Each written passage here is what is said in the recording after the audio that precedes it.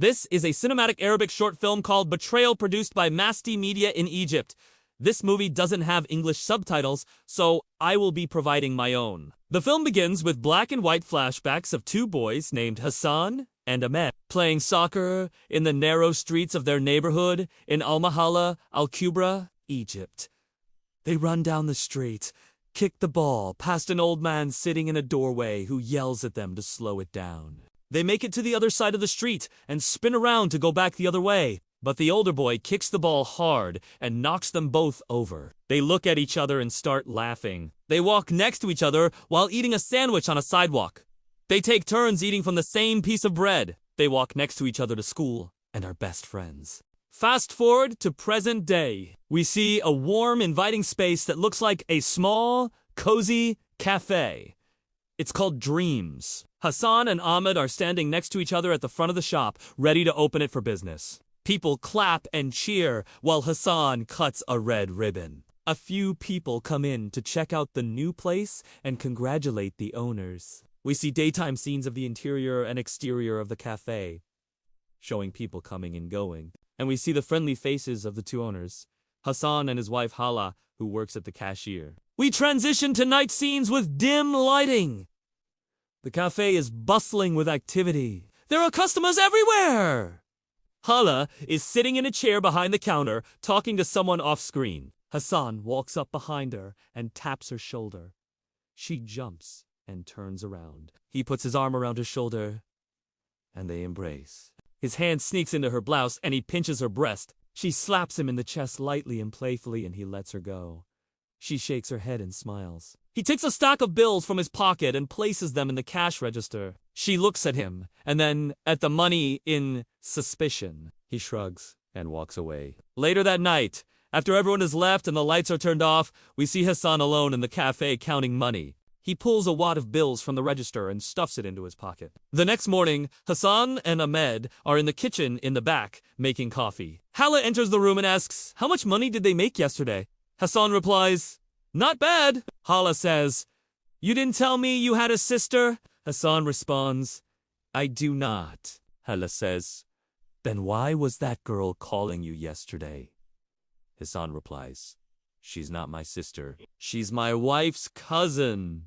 Hala tells Hassan that she wants to buy some new furniture for the shop. He says, "Okay," and gives her some money. She kisses him on the cheek and leaves the room. Later that day, Hala is sitting at the cashier when a woman comes up to the counter and flirts with Hassan.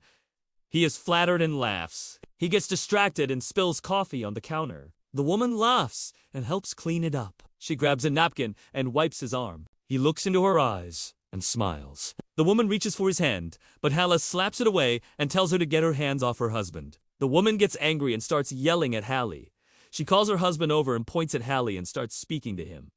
Hassan tells the woman to calm down. He apologizes to Hala and tells her to forget about it. The woman and her husband leave. Hallie gets angry and pushes the money drawer closed. Hassan tries to talk to her, but she ignores him. That evening, it is raining outside. The wind is blowing hard and thunder can be heard in the distance. Hassan quietly opens the door and walks into the cafe. He walks over to the counter and sees a glass of water sitting there.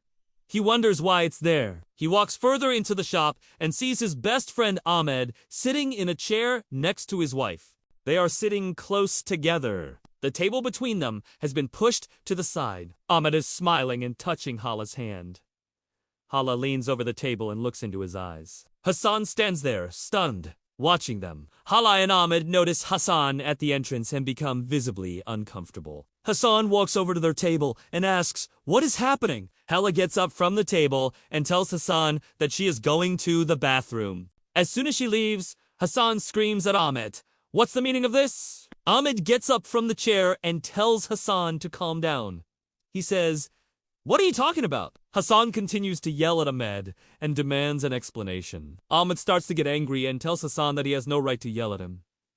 Hassan's demeanor changes immediately. He becomes quiet and withdrawn. He looks defeated and walks slowly out of the store. Ahmed follows him out. Hassan tells him to leave him alone. Ahmed tells Hassan that he was only trying to help him. Hassan replies, "You should have told me." Ahmed says, "I thought you knew." Hassan screams at Ahmed. You betrayed me. Ahmed says, no, you betrayed yourself. You never noticed. I was there for you always. You were my best friend, but you never even asked. Hassan asks, how could I ask? How could I know? He looks down at his feet.